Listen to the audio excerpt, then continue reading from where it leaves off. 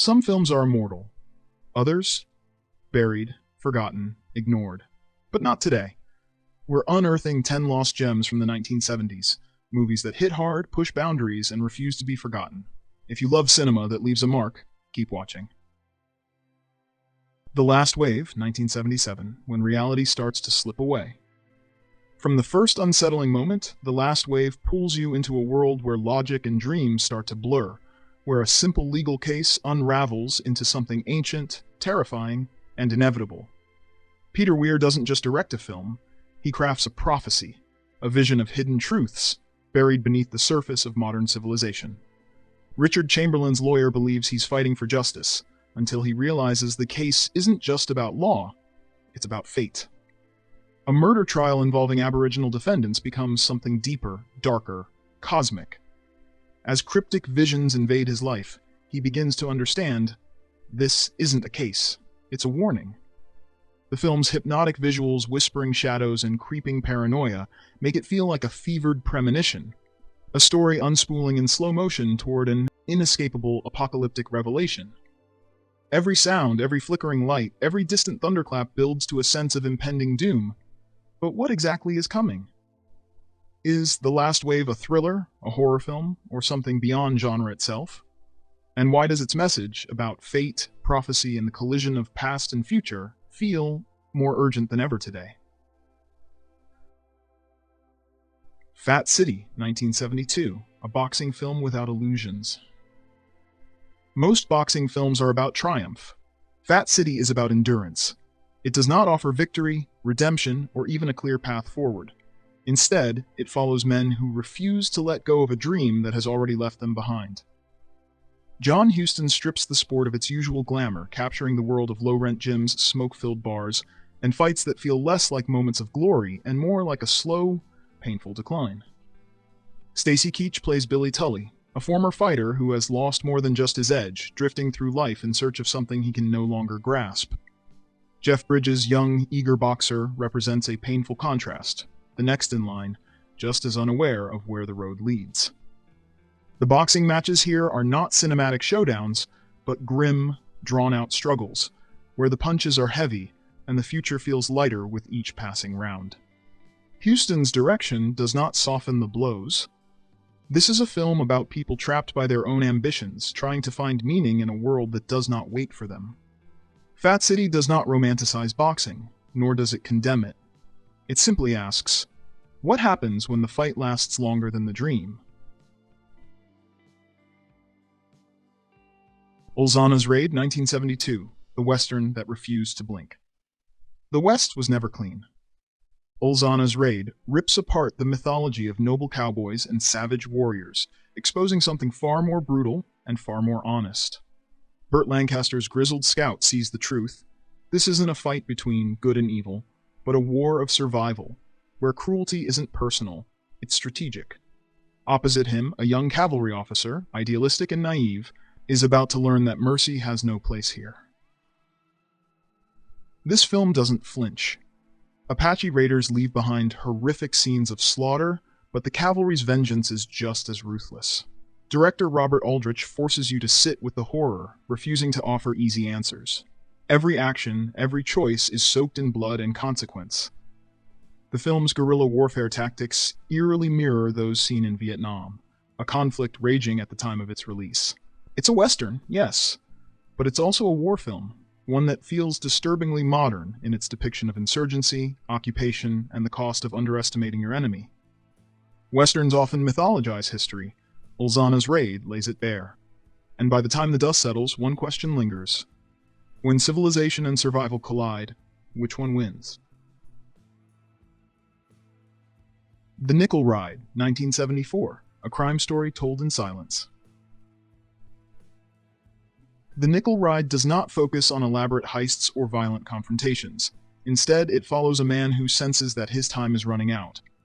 Jason Miller plays Cooper, a mob fixer who has spent years handling backroom deals and keeping the business running smoothly. But now something has changed. His influence is fading, calls are not being returned, and the people around him seem to know something he does not. The young enforcer sent to assist him may have another purpose entirely. Director Robert Mulligan builds tension through quiet moments and unspoken fears. The film moves at a deliberate pace, capturing the uncertainty of a man who realizes he may no longer be useful. Each conversation, each delay, each glance carries a weight that suggests an inevitable outcome. The Nickel Ride is less about crime than it is about control slipping away. It is a story of waiting, of knowing that decisions have already been made, and of understanding that in this world, when your role is no longer necessary, there is no way out.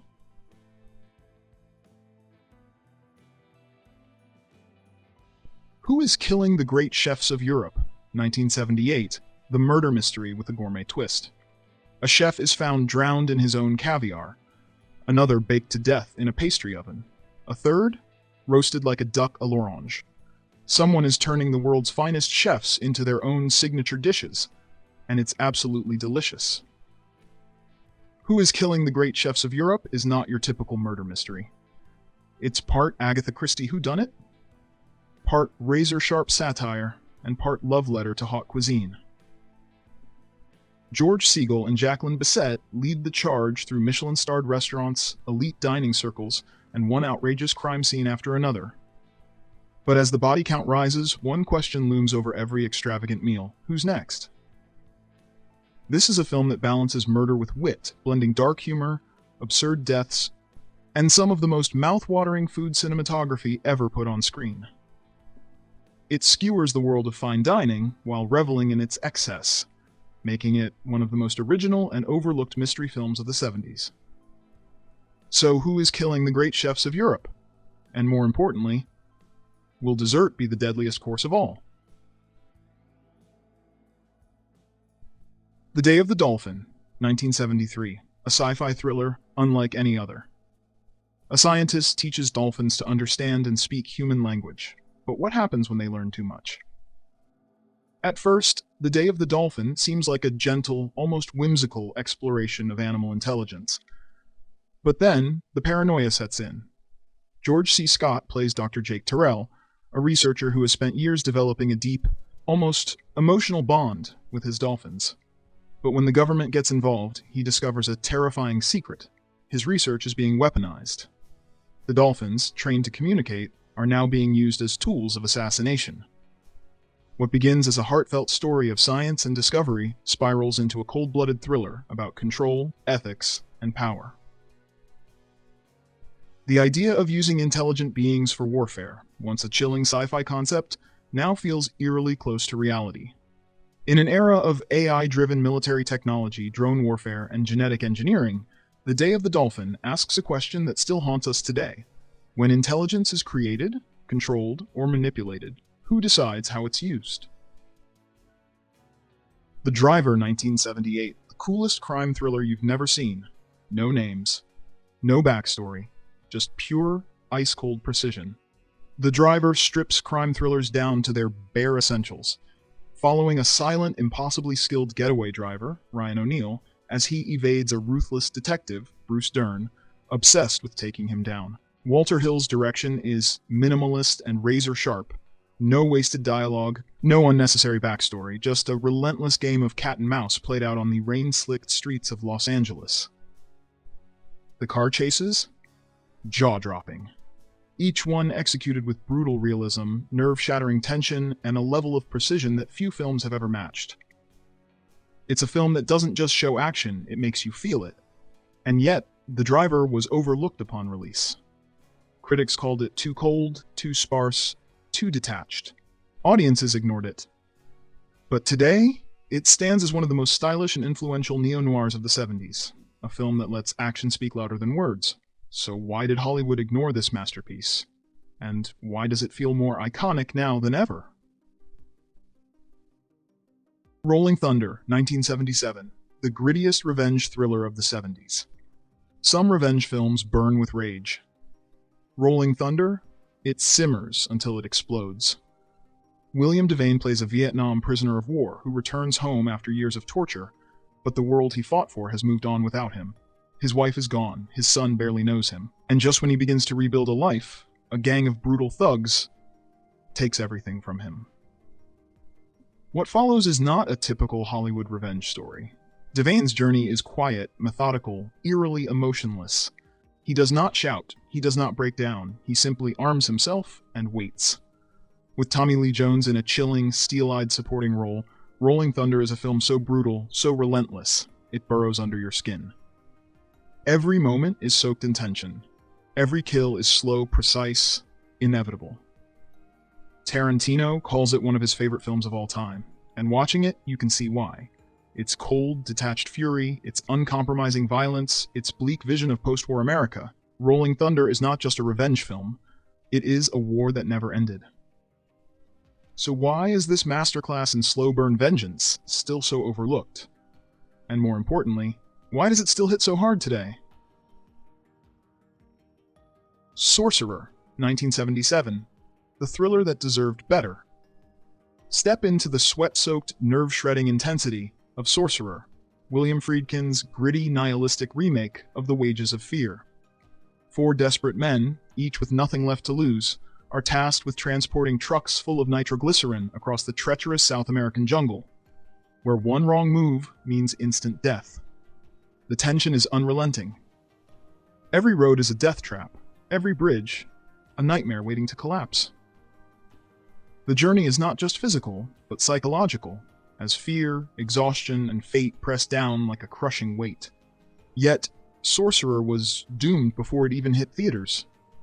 Overshadowed by Star Wars, misunderstood by audiences expecting another Exorcist-level horror film, and plagued by a disastrous marketing campaign, it vanished from the spotlight. But time has set the record straight. Sorcerer is now recognized as a masterclass in tension and atmosphere, a film that pushes its characters and audience to the very brink. Roy Scheider delivers one of his most haunting performances, and Friedkin's gritty realism makes every scene feel dangerously real. Why did Sorcerer disappear for so long? And why is it now hailed as one of the greatest thrillers of all time? Jeremiah Johnson, 1972, A Man Against the Wilderness. The mountains do not care if you live or die.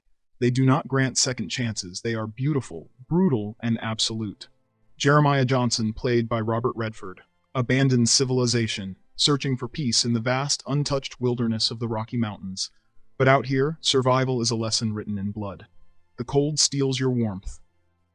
The hunger eats at your bones, and when war comes knocking, you fight or you die. This is not the West of Hollywood legends. There are no saloons, no gun duels in the street. Jeremiah Johnson is a film of silence and struggle, where every step deeper into the wild feels like stepping further from humanity. The cinematography is staggering. Vast snowfields stretch for miles, towering peaks swallow the sky, and every frame feels like a portrait of man's insignificance. But beneath the awe lies something haunting. Johnson is not just fighting the elements, he is facing the weight of his choices, the ghosts of his past, and the inescapable reality of violence. As modern life pulls us further from nature, Jeremiah Johnson hits harder than ever. The dream of leaving it all behind, of finding true freedom, still calls to us. But this film asks the question no one dares to answer. Could you survive? And that's a wrap on these hidden gems. Some films fade into obscurity, others are pushed into the shadows. But the movies we covered today, they deserve to be seen. Whether they were too bold, too brutal, or too ahead of their time, each one offers something powerful, unforgettable, and uniquely cinematic. But now, I want to hear from you. Which of these films surprised you the most? And what other overlooked classics should we shine a light on next? Drop your thoughts in the comments. If you love deep dives into forgotten cinema, cult classics, and the films that shaped history, make sure to subscribe to Vintageverse, where we bring the past back to life, one frame at a time. Thanks for watching, and until next time, keep rediscovering great films.